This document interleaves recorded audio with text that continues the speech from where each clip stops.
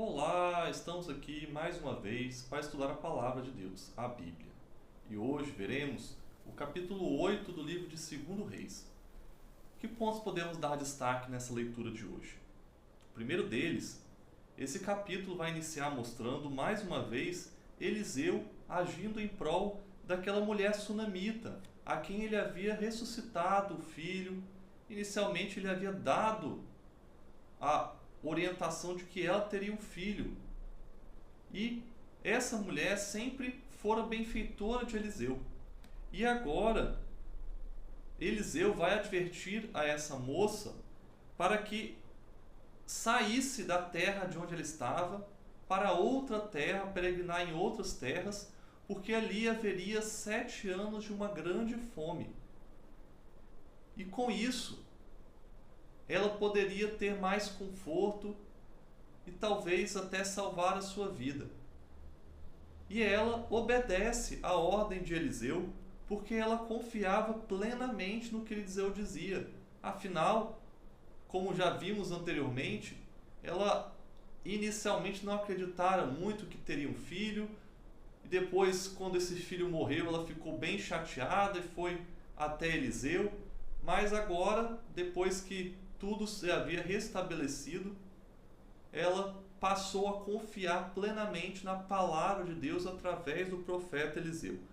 Então ela foi morar na terra dos filisteus e passou lá algum tempo. No segundo ponto, nós vemos que Eliseu foi até a Síria para cumprir um pedido que Deus fizera a Elias, mas que pelo arrependimento de Acabe ele teve que ser adiado durante um tempo. Lembremos que quando Elias foi até o Monte Horebe, a presença de Deus, Deus disse que a missão dele não tinha acabado e que ele deveria ungir Eliseu como seu sucessor, mas também ungir Azael como rei da Síria e Jeú como o rei de Israel. Só que vimos depois que Acabe acabou que ele se arrependeu um pouco dos seus pecados e Deus disse que não traria o juízo durante a sua vida, mas na vida dos seus filhos. E por isso, então, teve que ser adiado esses planos de Deus de ungir Azael, rei da Síria, e Jeú, rei de Israel, e coube então a Eliseu esses 2 pontos. E aqui Eliseu então vai até a Síria porque era tempo de Azael assumir ali como rei da Síria. Então, chegando por perto, o rei Ben-Hadad, que era o atual rei da Síria, ele estava doente. Então ele pede para que Azael, que era provavelmente o capitão ali, ou alguém de confiança dele, para consultar Eliseu para ver se ele sararia ou se morreria daquela doença. E Eliseu vai responder de uma forma meio enigmática, contraditória. Afinal, ele disse que ele sararia, mas que ele morreria. E essa aparente contradição ela é explicada no decorrer do relato, porque diz que Eliseu dá a notícia de que ele, Azael, seria o rei da Síria. Então, ele vendo-se colocado nessa posição por Deus, então ele dá a notícia que o rei Ben-Hadad sararia, mas ele então mata o rei, causando então a sua morte, e reina em seu lugar. E no terceiro e último ponto, nós vemos que antes de Josafá morrer, ele proclama o seu filho Jeorão como rei em seu lugar.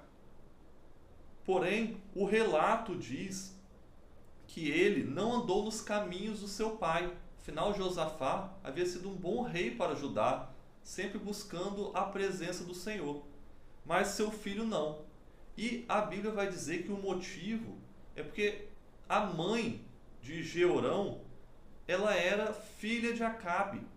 Então, na amizade que Josafá acabou tendo com Acabe, ele acabou casando seu filho com uma filha de Acabe, e isso acabou gerando corrupção ali na linhagem ali de Judá.